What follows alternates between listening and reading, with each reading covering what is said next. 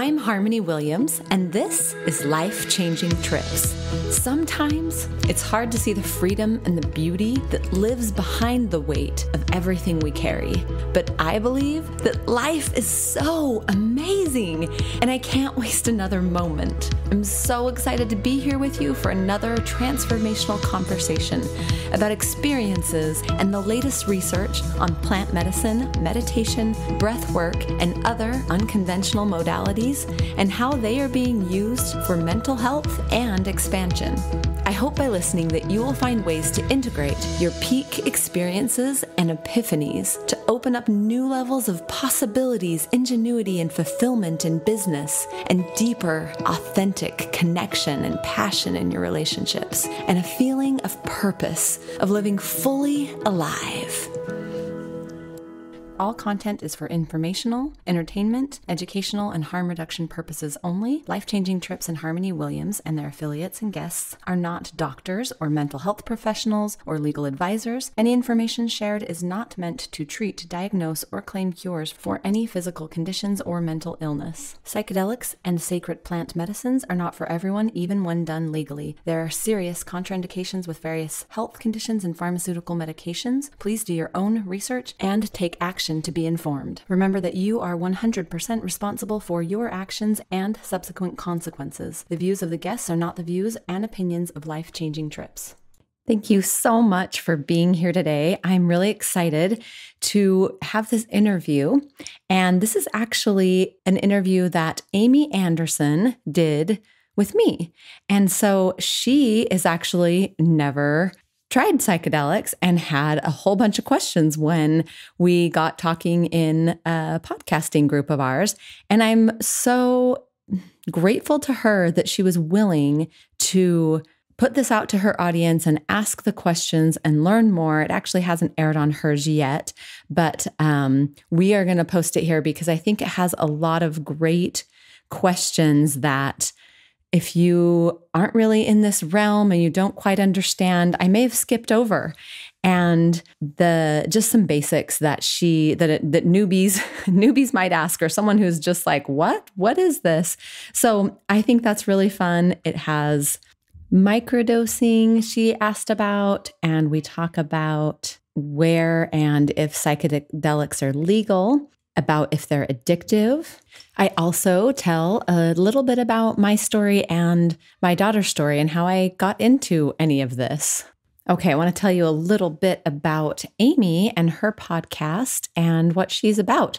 We actually met in a podcasting group, and she was just so fun to talk to and so kind and so willing to help out in any way she could. So I loved her just from the instant I met her. And the fact that she was open enough, never having heard any of this, and willing to do the interview with me, that's actually not everyone is. It's some people are a little nervous about that. So I just loved her openness. And her podcast is called Inspired by Reflections.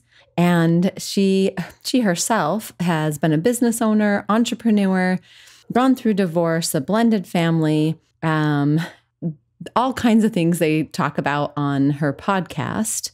She talks about parenting. She has guests on that talk about sex and sacred relationships, about human design, about dating in your 70s, about moving past roadblocks, showing up and holding space, graduation parenting, all kinds of really cool things. But if you are stuck, feeling alone, or needing a laugh about life, she is brave and talking about all these different things, learning from others' perspectives, and just persevering through this amazing life.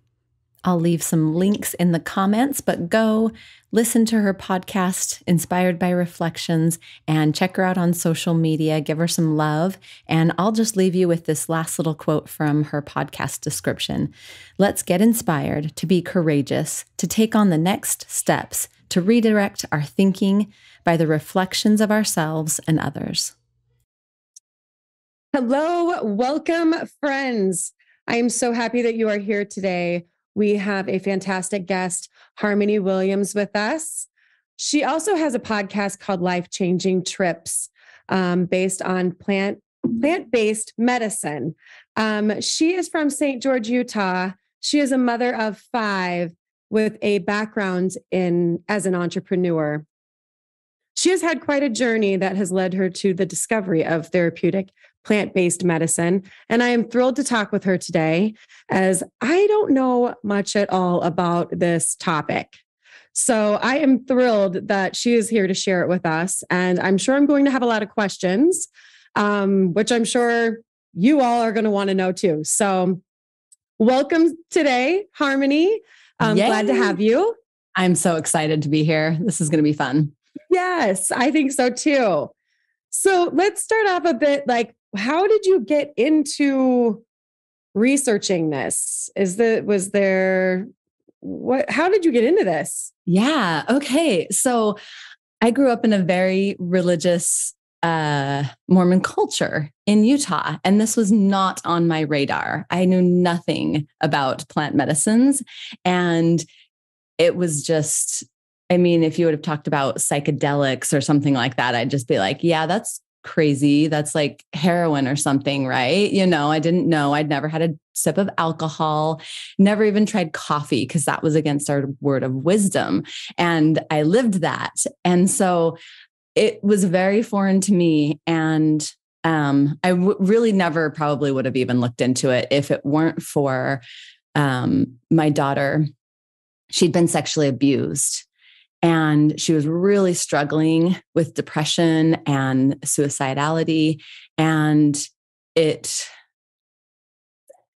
we'll get right into it here. Oh my goodness. It's heartbreaking to have your little baby girl and know that you didn't protect her. I mean, we didn't let her sleep over at friends' houses because we didn't want that to happen, right? We thought we were doing all the things we were supposed to do to protect her, and we didn't. And so as she's going through this and I'm experiencing with her, and, nights of just heartbreaking, sobbing, and oh goodness. Anyway, we won't get too far into it, but it was rough. And when she was couldn't live her life, and she's this beautiful, amazing, we didn't really know why until we found out she'd been sexually abused. We didn't know what was going on. We're like, she has this beautiful voice. She's gorgeous. She's well-liked. Like does well in school. She's smart. Like, why is she depressed? I don't understand. Finally did medications, and we were doing therapy and had to go through a few therapists. Some of them were kind of terrible and told her it was one of them that it was her fault and she shouldn't have, let them or whatever. And that guilt on you on top of it, what I hear is they already hold enough guilt, enough. And just a total side note, one of the guests I interview, she was sexually abused nearly her whole life by her caretakers, her grandparents who adopted her. Okay. And she did a psychedelic, and she said she didn't know what forgiveness was until then. And she clarified, I couldn't forgive myself until then. And I was like, what? Why should anyone have guilt from, you know what I mean? Like, yes. But they're like, I should have talked to people sooner. I should have told, but there's all these coercive done things differently that the abusers do, to get you to believe you can't talk about it. And you have all this shame inside. And she also, that one also said, that gal on my podcast, that she was able to see it from a higher consciousness and forgive her abusers. And she said, I don't let them in my life, and it still comes up a little bit, but my heart is healed. I'm not carrying that around with me. And it was just incredible. Her story is amazing. And back to my daughter. So we found a therapist that was good. And that was helping a little bit. And we had her on medications, and that wasn't really working. Sometimes it'd make things worse, or she was just numb. They doubled the medication dosage, and then they eventually added a third medication or another medication to it. Is that like medications? Are you talking like narcotics? Or are you talking No, like so like antidepressants? Or are you talking like what? Okay. Yeah. So like SSRIs, antidepressant plus a anxiety medication. Okay. And Huh. so that wasn't working. And I mean, it was on my mind a lot because I mean, I would have her sleep with me in our bed, this grown girl, for fear that she was going to take her own life. And, right. Those bring things her alone. Yeah. Those things alone, if you're trying to get on different doses of the medical stuff, it messes with your brain, or there's certain, I mean, there's a really good book that if anyone's struggling with depression, it's Daniel Amen's book about depression. And he has one about ADHD that's incredible too. And he's done hundreds of thousands of brain scans, and he's itemized different types of depression. So normally we went in and they're like, well, we don't know what works. This medication's pretty good for a lot of people, but then it's terrible for some people and makes you more suicidal. And then this one's pretty good for some, and they're just like throwing darts at it. And in his book, he can scan your brain, or you can look at like the symptoms, and he's kind of categorized the brain scans into different symptoms that all align with the brain, and which medications or supplements are best for that. And he also gives you natural ways and things to do on top of that. Very good. So sounds like a great book. Yeah, incredible. Really good. And he has some videos out there too on YouTube. But as we're doing this and I'm searching for answers, somebody hands me the book, How to Change Your Mind. And this is also, if anyone's interested at the end of this, a really great one to link to. There's a Netflix show. So it's super accessible, very fascinating, beautiful imagery, very well put together, and medical research end of it, therapeutic end of it. It's not like going and just watching some trip report online, right? Of someone who's partying or whatever. It's very medical. So that's a great one. So I read the book, which is, I mean, if you like the Netflix show, go read the book because it's awesome. It's totally more information. And it did change my mind. It opened my mind to this possibility, like, oh, they're doing tons of research on this. Johns Hopkins has, this research, and there's MDMA research going on over here for PTSD, which sexual abuse survivors, they'll go into panic attacks, PTSD, these triggered emotional, visceral reactions that are, don't make sense, but it's PTSD they're going through. And they found that the MDMA, which is very close to being FDA approved, like months away from being FDA approved to make it legal. And it does, MDMA has it's addictive, and Adderall is addictive. There's lots of medications we use, anxiety medications, those kind of things. There's lots of things that are addictive. So they're very careful about using it medically, but it's been very effective with PTSD, and lots of soldiers are using it. MDMA, stands for what? Okay. So it's the pure form of Molly or ecstasy. So ecstasy kind of connotates, they've got a bunch of other stuff. It might be laced with meth or laced with, what is it? The big one that they're talking about.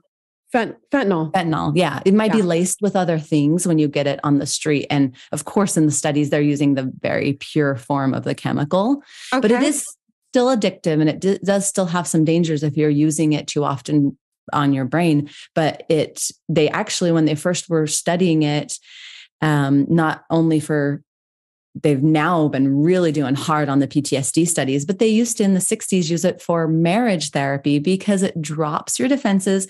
You don't have these, like, you're not seeing weird visuals or anything like that. You're very present. It like pulls you back in, but it kind of drops the defenses and opens your heart up a little bit so you can talk about really hard things. Hence, a soldier who's killed children, or, a person who's been sexually abused, like bringing these things up. They don't want to bring them back up and relive them every day in therapy, right? No. But if they have that, and same within the marriage therapy, and they're safe to talk about maybe a betrayal, or to talk about some of these issues that they just can't get past because their emotions and their defenses come up and they start attacking each other. And it's incredible. Sometimes they call it a truth serum too. So it's very interesting. Sounds and like it. If anyone's going to look into that, there is a study going on, a PTSD study in Las Vegas, Nevada, right now that they could apply for. My daughter didn't qualify for that. She had to have been further away from the trauma, and it had to have gone on for a certain amount. There's very, certain guidelines for everything. Sure. Yeah. And so there's lots of studies, but I'd encourage anyone on any of these things, do your homework a lot, because there's a lot of potential, but they're very powerful. And so if you're just using them lightly or without intention or without an experienced facilitator, these studies, they have a doctor there, a psychiatrist there. They have a guide, kind of a shaman type person. Okay. And traditionally there was always a shaman who'd had hundreds of thousands of people that they've dealt with. And they're not just like in the living room with their friend partying, right? So a word of caution there to wrap up my daughter's story. So after I dug in, and this is my daughter, so it was like, when I'm doing the research, it wasn't like, let's find all the good things about this. This sounds fun, right? That wasn't how I researched. No, you're a concerned mom. Yeah. I was like, oh, yes. To help my kid get through this. I would, you're a fantastic mom. I wouldn't stop at anything either. Right. Yeah. Right. And I think that's the only reason. I don't know if I would have looked at it if not.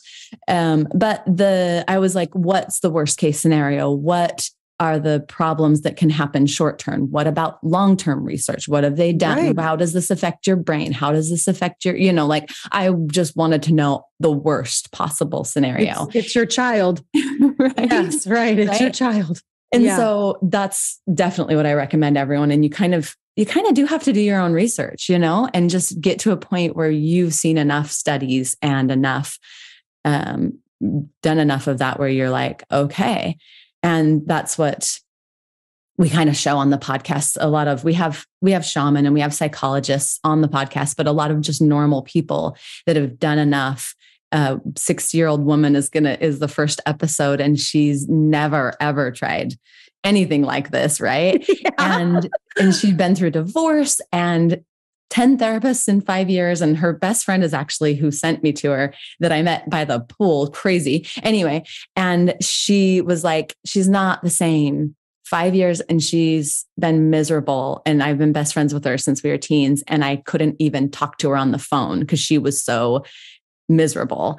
And after this, she was different, and she has purpose in her life, and she has passion, and she sees the beauty in life again, and she's fun again. And anyway, so it's That's so awesome. Fun to hear from just normal people and these different stories, and they're incredible. The things she learns, she's just like this yogi master when she's telling about it. These things that are so big, it's hard to explain them, and so profound and life-changing. So I'm going to get through my daughter's story. It's like a 2-minute story. I swear. I just keep getting, it's all relative. It sounds great. Sidetracked because it kind of all comes up, and it's like, I should mention this. So before I get back to my daughter's story, I lied. We're not going to finish it. As I said, MDMA is addictive, and psilocybin is not chemically addictive. So psilocybin is the active ingredient in magic mushrooms. And it's very similar. LSD is grown on wheat, ergot. And it's so they chemically derive it from this wheat. It's a fungus grown on the wheat. And LSD and psilocybin are similar. They're not the same, but those are the two substances they've been using, like at Johns Hopkins and in all these depression studies. And they're growing it to do it on eating disorders and all these other different things, right? Which is really cool. So OCD. So if I can have you back up for 1 second. Yeah.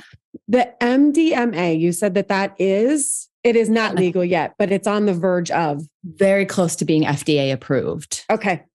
as like because that one's a chemical. And so they can make it into a drug. So my daughter, after doing this research, she ended up doing a guided journey. And she told me that it was the first time in 10 years that she had felt joy, that she had seen beauty. So tell me about, what is a guided journey? I don't know what that is. Okay. Sorry. So it would just be. Is that like with a counselor or with her not being able to get into any studies at that time. Okay. And so it was just with there is more underground facilitators than you would believe. And they're amazing people. And really?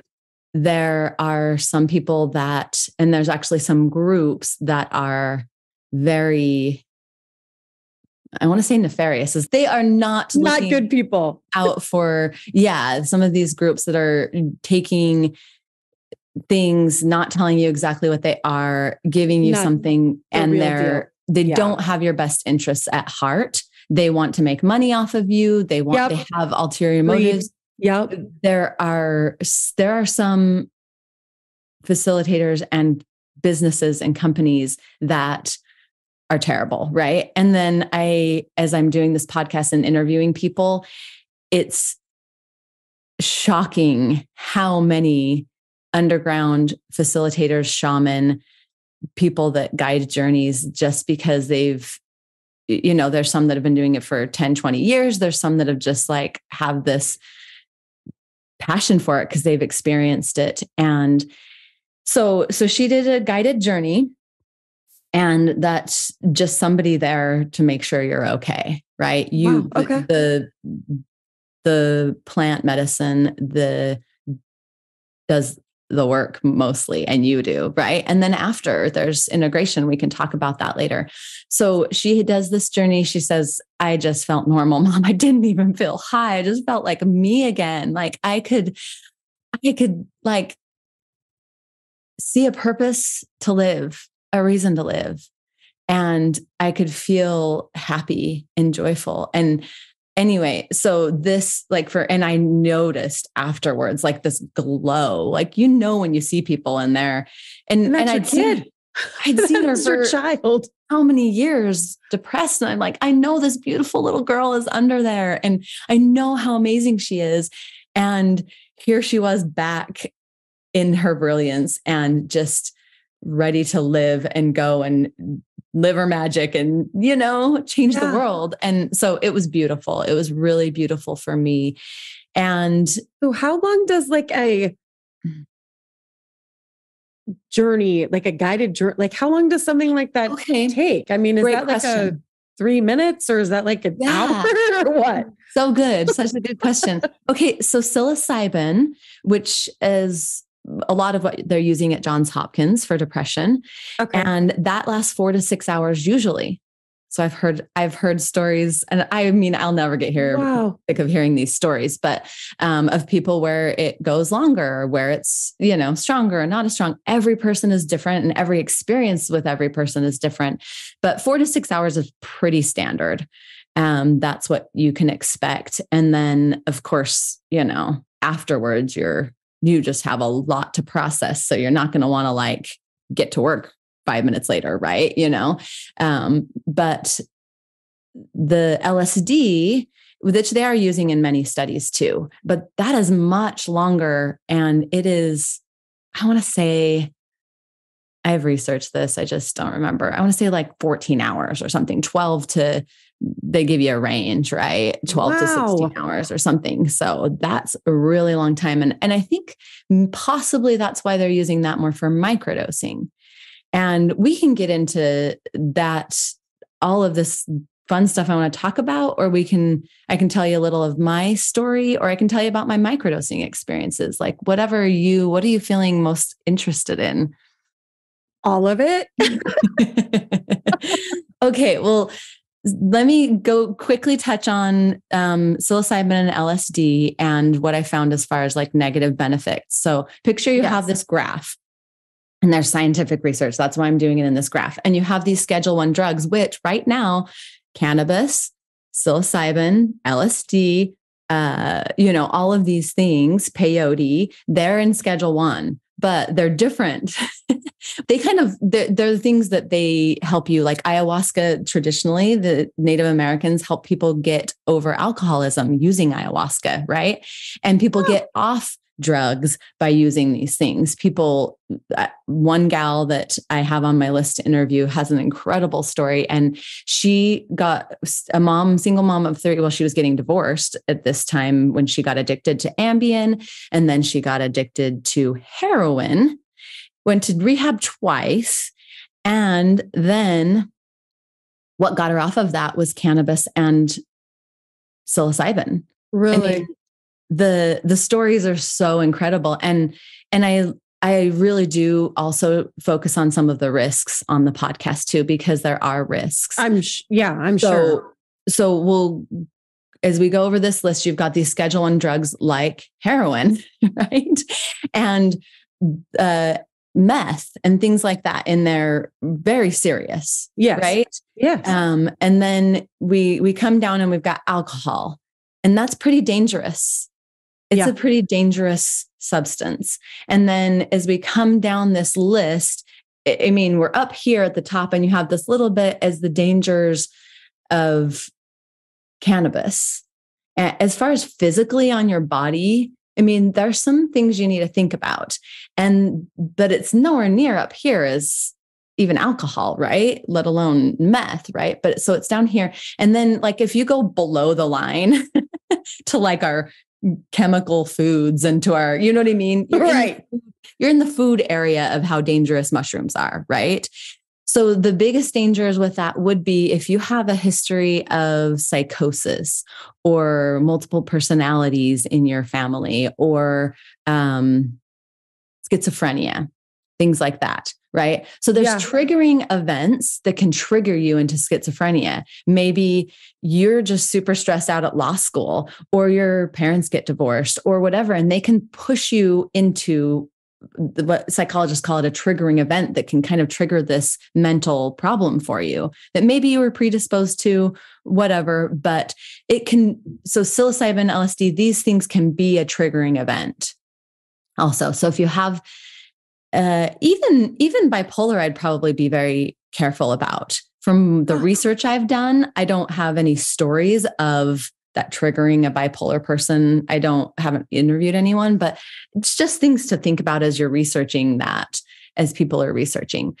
So the another thing is serotonin syndrome. That's probably one of the biggest things they mention is if you're on SSRIs and you SSRI. Well, that's like a depression medication. Okay. Yeah. Got it. Yeah. Serotonin reuptake inhibitor or something like that. Okay. And so serotonin syndrome is when there's too much serotonin in your brain. So it's very, very rare, but they usually advise people to be off their medications for 30 days. I've heard of many people doing it before. And that is where you might have problems if you're doing a huge dose of something that's going to dump serotonin, like MDMA just dumps all your serotonin. And then you can actually kind of be a little depressed afterwards, where psilocybin, it attaches to the same receptor from the research I've done. And they're still, brain research is still going on, right? But it attaches to the same receptors as your SSRI drugs. And so if you're on these, most of the experiences I've heard from people is they just don't feel anything. It doesn't do anything because their medications are already filling that receptor. So this does get in. So, but there are some dangers. So let's go back just a little bit about when you're talking about a guided journey, or when any of these drugs are in someone's system, whether you're doing a large dose or a microdose. What does that do? How are people feeling about this afterward? Your daughter was like, okay, she felt great. She was her person again. She's, and you could see it in her face and she was back. Mm-hmm. But for how long does that last? Or what effects do people have, or how do they feel afterward? Are they like, Yes. Like drugs that you talk about on the street, and you talked about meth and, everything like that. And the words on the street are, you're going back to like find your next fix, right? The people that are like the junkies or whatever it is. But like, what does that mean for like? Okay.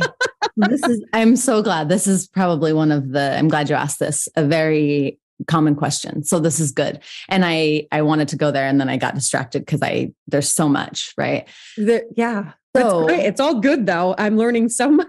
Yeah. Yeah. So it's different for everybody. Some people the next day, they're like, oh, that was a medicine. And they're kind of just like back to whatever normal life. A lot of people, they kind of have a glow for maybe 30 or 60 days or, a little while. And they just feel that like so one person described it as like a reverse trauma. But for me, I think of it as like, you just almost died. You had a near-death experience, right? And so you're not like that exact same forever, right? Like right after, you're just like, oh my gosh, I saw heaven. I understand it. I saw larger consciousness. I get it. We're all one. And look at so we'll go into, for me, like I connected with each of my my children, my husbands. I like felt their souls. I don't know how else to explain it, but like, the personality of your kids. And I went and visited each one, but I was like experiencing them in all of their essence, their full beauty and potential and gifts and amazingness. And I felt it. You saw them differently after the fact, is what you're saying. And like in that 30 to 60 days after. Yeah. So during I things differently, experienced them. And then I came home and I was like, oh my gosh, like, why was I just I'd been 20, around 20 years of marriage and parenting. And my kids span right now from 22 down to 6. I was like in it, right? I've been doing this a long time. And it just totally, my midlife crisis of just like, is this all there is? I'm just going to work and kids and job and, like I didn't even feel connected to any of them. And I came home and I was just like, all of my like time priorities aligned. So when I was with this person, I was just with this kid, experiencing them, and my heart just like, yeah, I'm here with you. What else do we got? What are we going to experience together? Let's just sit here together. Yes. You want to hold hands, you want to talk. Like it was, I imagine as a child, having a parent give you their full attention. I mean, it's not even the same as full attention. My heart was there with their heart. Like I can't even explain how it was. And for a little child, and this is after the fact, like months after the fact, I was just like, yeah, you're going to roll in the mud. I'm going to roll in the mud. We're painting each other with my 5-year-old, and we're giggling, and we're just covered in mud at the river, laughing. And his face is just lit up. He's not staring and zoned out. This is funny that this is making me cry. Right. I held it together with my daughter's story. He's not zoned out on some screen while I'm looking at my screen. We're there like connected. And same with my teenagers. I just saw them and they wanted to talk to me more and be with me more. And we'd go spend time in nature together. And so for each person, it's different on how long kind of that afterglow lasts. For me, I was just like 60 days later, hugging people in the street. Like, do you know how amazing life is? Life is incredible. I died and I came back and I'm here and I got to ride a bike yesterday. And it was incredible. Anyway, but you think that your kids opened up more to you because you were more available? Oh yeah. Cause they hadn't done anything like this or anything. No. It was you. It was just me looking in their eyes and like, I got them. I had experienced them. Like I had been them. I had felt what it felt to be their pure, true essence, which they don't even feel right now. Yeah. It sounds so crazy. But it is. I really relate it to like a near-death experience. So it's this reverse trauma, and trauma fades away. And these huge experiences you have, they fade away, right? You still have that like something left from it. Maybe if you've heard people who have a near-death experience, like, I realized it was my passion to do this, but they're not every second of every moment of every day, like lit up and on fire. They still go through ups and downs, right? But then they can go back and be like, oh yeah, when I died, I knew I was supposed to come back and I was supposed to do this and I was supposed to change lives and tell people this. And this is my purpose and my mission. So it's similar to that for me. And every person's different. Like some people just, that was a medicine. That was something I'm going to block off. But I wanted to read you the studies. So I have all these experiences I've collected from normal people, from whatever, but it's nice to have more of a data. So over 17 million people in the US and 300 million people worldwide have experienced major depression. And then, so here we go. This is a Johns Hopkins study.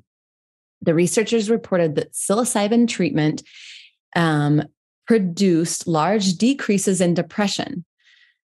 The depression severity remained low for 1, 3, 6, and 12 months after. So they checked back in with them and they did the Grid-Hamilton Depression Rating Score, which is just a standard measure assessment tool. It goes from 0 to 24. If people are on the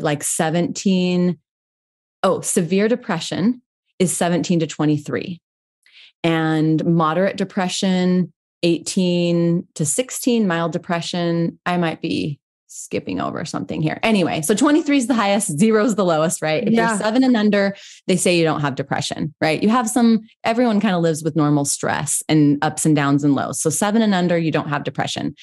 Over 17, it's severe. So most of the participants started at 22.8 pre-treatment. And they went to 8.7 at 1 week. So 7 is no depression. So then at 6 months, the average, I'm seeing if they say average, the overall scores is what it says, decreased to 7. And at 12 months, their score was 7.7. So for me, that's incredible. That's huge. Like, none of our medication studies. No. Right? So it has these immediate effects. And I'm kind of paraphrasing. And they're taking it, all the medications out there, they're taking it every day. Yeah. And they're every day. And they have other side effects and they're saving lives. Taking something else to fix that. Right. Yeah. So my daughter was just numb on it. She was like, I couldn't feel, and like this, you have this little narrow window of emotion. You don't have any of the joy. And okay, and maybe sometimes she did feel more depressed, but maybe you're not feeling more depressed, but you just have this little window where you're just numb. You have no emotion. And who wants to live like that? You know, who wants, what is someone's life worth? That's why I have to do this podcast. I have to get the word out. And it's because I can't handle people living this way when there's other options and they don't know about them. That's the thing. We think, oh, they're in this class 1 scary drug section, right? And there are some, like I said, there are some significant things. If you have heart problems, that's another one you want to be careful of taking some of these things because they increase your heart rate. But there's so much potential for them that I feel like people need to know, and we need to get these legalized. So anyway, the long duration. So they are going to do more treatments that go further than a year. What my daughter did to kind of keep it up would be she started doing a lot more art, which is so cool. She hadn't done her art in a long time and she's awesome. So painting and doing things like that.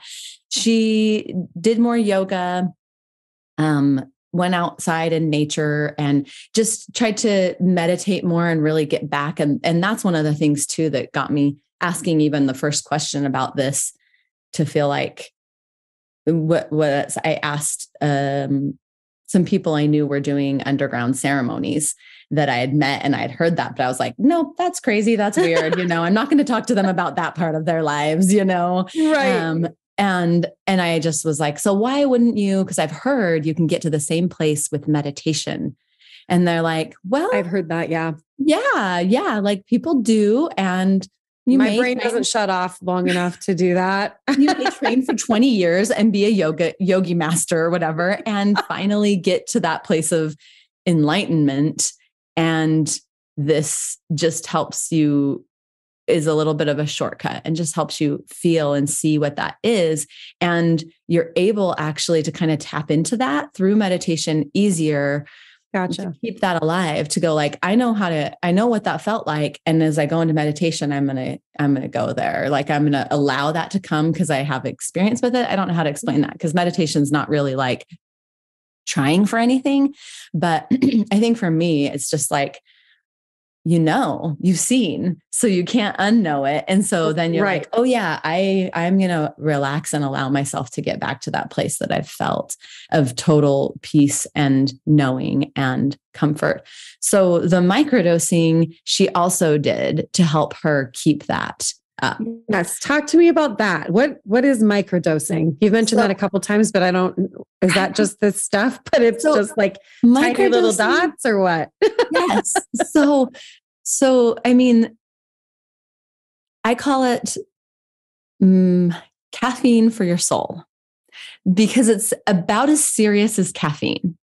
What? So, yeah. So I would think of it that if you would feel it. So it's 1/10 approximately, and every person is different. And so the researchers are like, try this and then decide what works for your body. So the first person, now his name is slipping me, but Fadiman, he is kind of the expert on this because when he stopped legally being able to research this for the last 20 years, it's more than that, but 40, 60, anyway, long time. He started, he just said, just write me with your microdosing experiences. So over like a 10-year period, he got like 10,000 people writing him. And he's like, just try this much, like once every 3 days, and then feel how your body is. And then tell me how much you end up using it based on what your body says you need. Most people, instead of once every 3 days, ended up choosing to use it once a week. And it is about 1/10 of a large dose. So imagine taking 10 times the amount of caffeine you normally take. Do you think you'd feel a little bit funny? A little bit different, right? And so the difference between a large dose and a microdose is subperceptual, meaning you don't feel it. You don't know. So the first time I took this tiny little capsule and I went about my day, I actually kind of forgot that I took it. And I was just doing work and kids and laundry and whatever. And it got to be the evening time and I was like loading the dishes. And I just had this smile on my face. And I was like, I have dishes and running water and this beautiful home and a husband that loves me and he's working every day so that I can be here. And there's my kid and he's throwing a tantrum and he's just living life. Like he's experiencing this life to the fullest and he's beautiful. And I'm so like, what happened today that was so good that like just remembering it. This is why I love talking about it because I'm crying. Like I can feel that like again. You are radiating talking about it. And it's like you have the most inner peace. You can just see it on your face. And in talking, you're like, I mean, it's very moving because I think I made you cry too. So that's awesome. But it just, So that's what I'm saying about kind of remembering it. You can tap into that feeling. And this was a dose that the whole day I didn't even remember I took it. I wasn't feeling weird. I wasn't seeing things, whatever. I was just like, so I was trying to think back, like what made today so great? Did somebody bring me flowers? Nothing happened that was that great. I didn't talk with any girlfriends and have this great, whatever, lunch or anything. Nothing happened.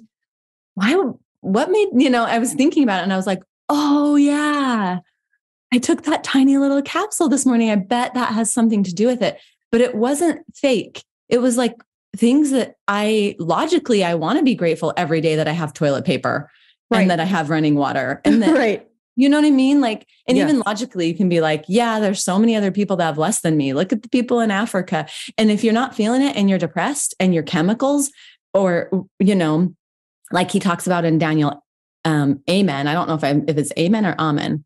Anyway, I think it's Amen. In his book, if your dopamine center, your frontal lobe is off, or he's talking about the different parts of your brain. And if they're under functioning or over functioning, then it makes you feel a certain way. It's so crazy, right? You're feeling low and depressed, or you're feeling hyperactive and manic, whatever this is. And then you can take certain things that make it different. So they know it has a little something to do because it attaches to those serotonin receptors. So it's like a little bit of fake serotonin, but I can't explain why you feel this deep, almost spiritual knowing and joy inside. It's not logical, right? Yeah. But, you look outside and there's another gal, if people are interested in microdosing, should have written down her name because I know it, Ayelet Wadman. And it's kind of like a TEDx talk called A Really Great Day. And she has a book that documents her microdosing experiment. And she talks about every single day. And she was a former, I want to say attorney for drugs and alcohol, right? Like prosecuting, something like that, like something very opposite of what this was. And she had 2 daughters and was single and was so depressed. She's like, I don't know what else to do because I'm probably not going to be here for my kids because I'm so suicidal. And she's like, I know this is illegal, but I have no other options. Nothing else is working. And she talks about the first time she's took it and she's working and she looks out at the tree and her heart is just filled with beauty of how beautiful that tree is. Yeah. She's just like, I haven't seen beauty in nature in a long time. Like this is something different, And so she documents that, and she's a really great resource for it. So microdosing, I also think of about the seriousness. So I'm very particular about how often I take caffeine, how often I take ibuprofen. And even how often I would microdose. I don't really do that often. It's not something that I'm flippant with, very intentional about it. So caffeine, I don't want my tolerance to be so high that I just have to keep having more. I need to have so I do less than 100 milligrams twice a week of caffeine. And like this said, so what James Fadiman found in the stories is that most people used it less than what he told them to do. So as far as addictiveness and how much, and also as far as like how hard it is on your body, like they're doing more studies on microdosing. There's some going on right now if people want to look into them. But from what I've heard, do your own research. I'm not a doctor. I'm not a lawyer. I am not a psychiatrist. None of these things. This is just my own experiences and experiences of others that I've heard. And it's like, I'm more worried about what chemicals are in my foods than I am about that. There's chemically addictive. Cannabis is not chemically addictive, but people use it to numb and therefore form a habit around it. And they kind of use it as a crutch still, right? And that's better than suicide for me. Like I'd rather have my loved one using cannabis and sitting on the couch laughing at a TV show or whatever they do, hopefully not driving on it, right? Than killing themselves. Right. But I'd really much rather get my loved one help so that they can work through those underlying issues that they have to use alcohol, use shopping, use numbing by watching TV or Facebook. I'd rather get them the underlying help. And the beautiful thing about this is that what he found in these first 10,000 people that sent him microdosing stories. So this isn't a study. It's just stories. What he found predominantly is people said that they felt like getting outside and moving more. They felt like doing yoga and going on hikes. They felt like embracing life. Yeah. Eating healthier. Yeah. They felt, of course, happier was one of the things. And he has a really great 30-minute YouTube video he spoke at a symposium and it goes over a lot of those things, but nobody knows about, not nobody, but people don't know about this, right? And the more we know, and then when it comes to be voted on in our state, we can be informed about this and we can know what the consequences are and how serious it is. So does that answer most of your questions on microdosing, or is there still a little bit? Yes. No, I think that definitely does, because I wasn't aware, but that's not none of these things, I just want to like make this kind of clear, but none of these things are legal. Like if somebody's like so listening to this right now and they're like, oh my, okay, so I need to figure this out. I need to do my research and figure out this out. But what do they do? How do they go about this? Is why I'm spreading awareness, because most places it's not legal. People go to Peru because you can legally do ayahuasca. Costa Rica has some things that people go there for.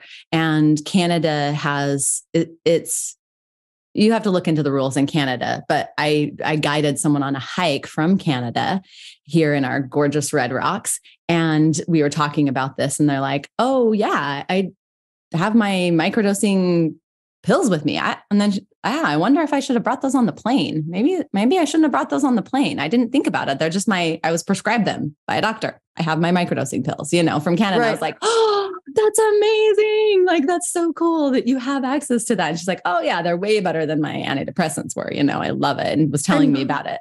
And they were from where? So she was from Canada. I don't know what part of Canada. Yeah. That's all a mystery to me. Yeah. And then Oregon legalized this a couple years ago and they're rolling out. So it's for that, you have to go, what do they call it?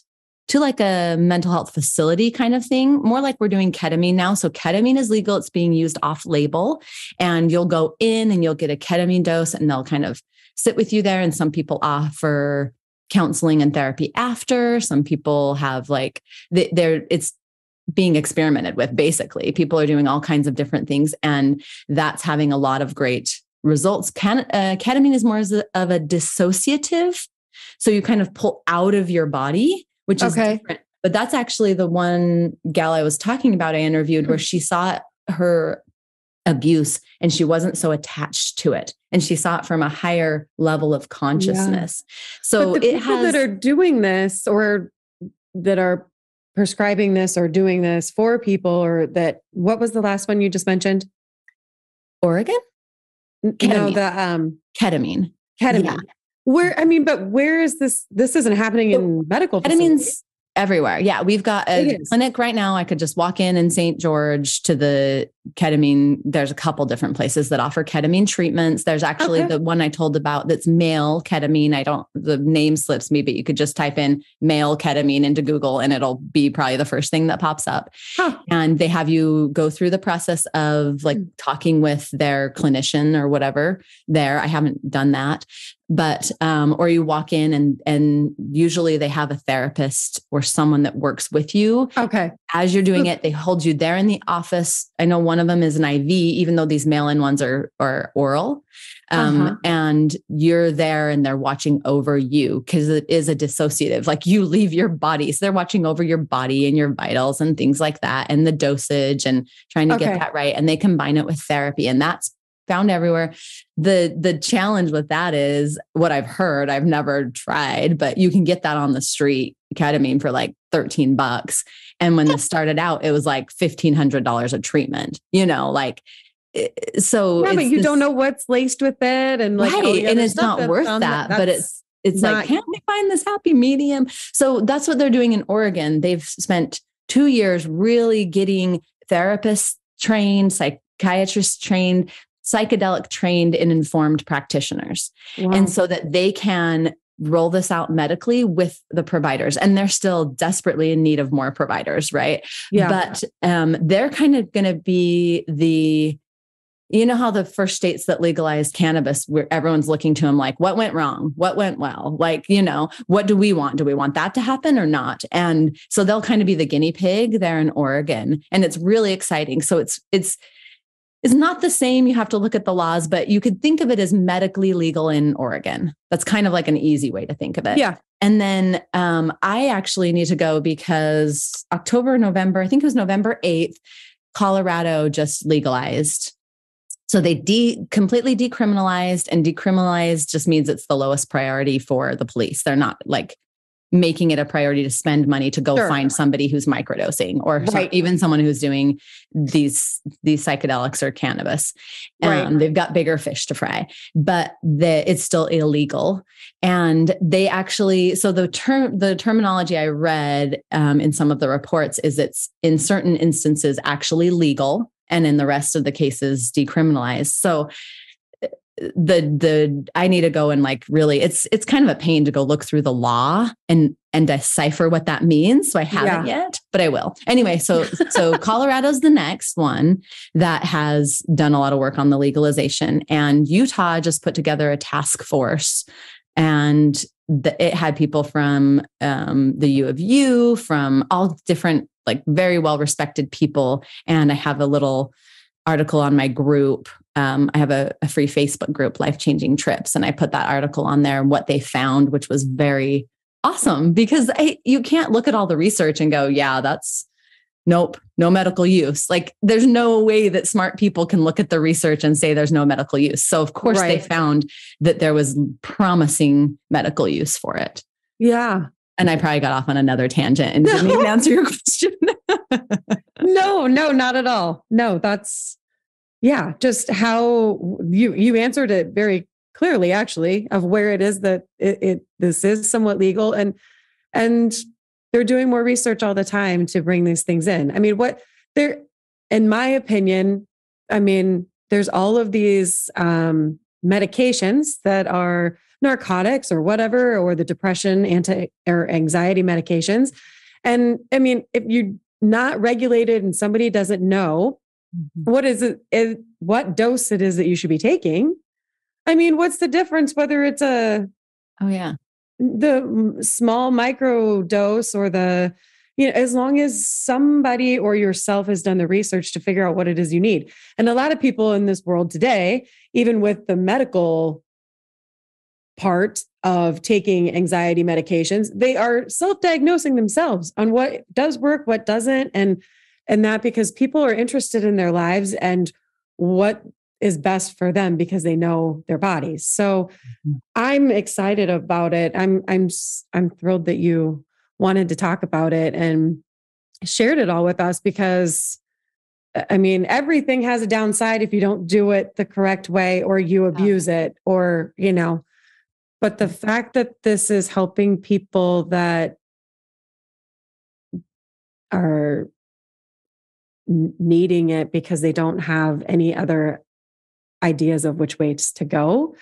Right. But you just don't talk about this part of it because it's taboo, right? Yeah. It's like, no, because then you're a junkie or you're like whatever on the street. I mean, it's just, it's changing that stigma and that perception of it. Is what I'd like to do. Not that it's 100% safe, not that it's the magic pill, right?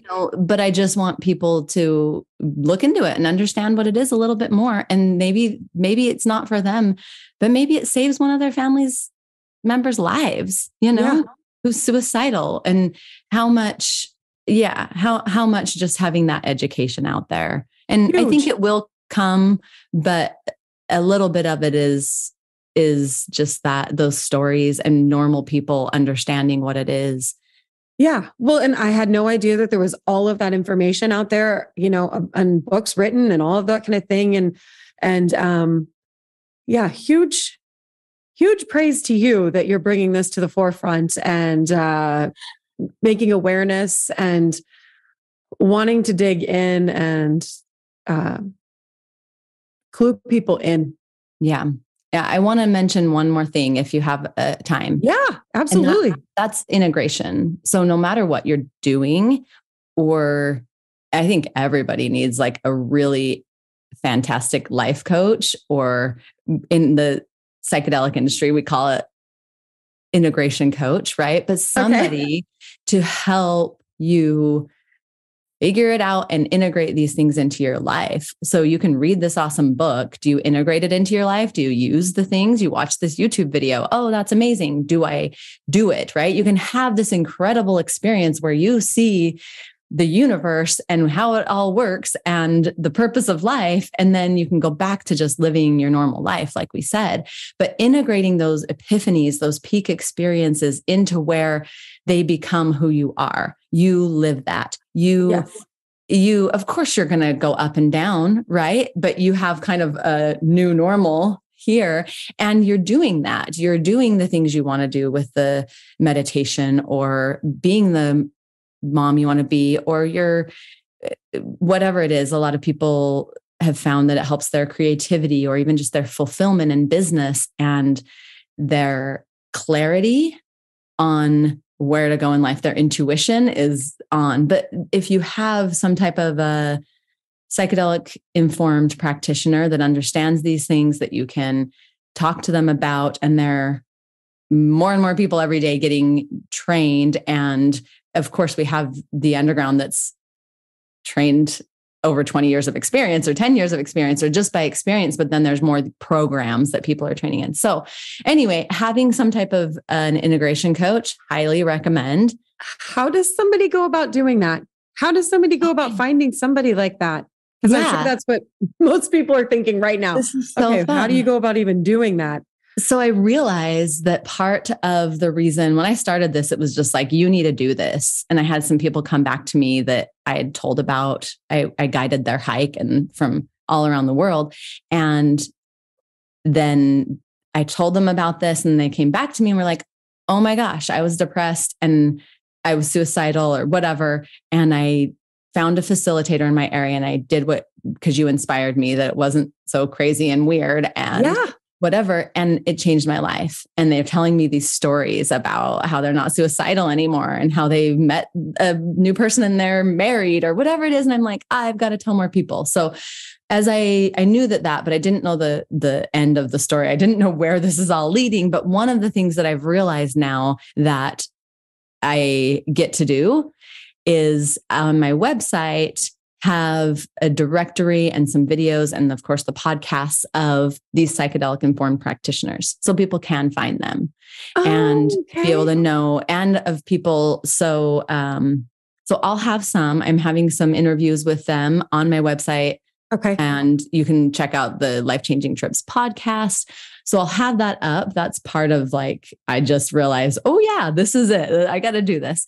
So it will be coming. And then, of course you can just contact me and I have a list of them too before I get them out, or join our Life Changing Trips Facebook group. Okay. Request to be joined and I can help you with that. But I really, even if you're just microdosing on your own, or you're getting ketamine treatments over the mail, or you just came back from an ayahuasca experience in Peru or whatever, having some coaching, and we'll have some set up too. I'm working on that right now. And I have some awesome people working with me that they'll be able to help, whether it's over Zoom or in person. Wow. As a little program, a program to do that with. And same with retreats. We'll have some, not that we will be giving out any illegal drugs or encouraging that, but assisting in integrating those things into your life. And that's what you do in any retreat. I don't know if you've been to some where you're like, that was life-changing. And then you have to still integrate that into your life. But the information at that would be huge. Yeah. Yes. Yeah. That's awesome. Okay. So people need to check out your website for the information. And then you've got a link tree of all the different things. So for now, they can start with my Facebook group and then I'll have that website up soon, but they can ask questions there and get into our next round of when we're going to do that integration program, the next group of the integration program, kind of just raise their hand and say, yep, I want to be in the next one. So. Okay. That sounds awesome. Awesome. Oh my goodness. I've learned so much. I've learned so much today. Yeah. It's been fascinating. It's very eye-opening. So I really appreciate it. I will have your information in the notes attached to this podcast so people can find you and where to go. I'm very thankful that you were so gracious to talk to us about all of this today. And I think you're doing fantastic things. Thank you. Thank you. Yes. I'm so glad you were willing to send this out to your people too. So Absolutely. trust me. Yeah, absolutely. Yes. I look forward to seeing where else things go with you and the progress you're going to make. And I think you're going to make huge waves. So yay. I know. I'm excited for your podcast too. That was so fun to hear your trailer and see where it goes. Following you and your podcast. That'll be awesome. I hope it all goes really well. I'm excited about it. Oh, yes. You're already on that path. So fun. Thank you so much for having me. Thank you. Have a fantastic day and we will chat with you soon. Okay. See ya. Bye. Thanks so much for subscribing and leaving a review. Come join our amazing free community, Life Changing Trips. There's a link in the description.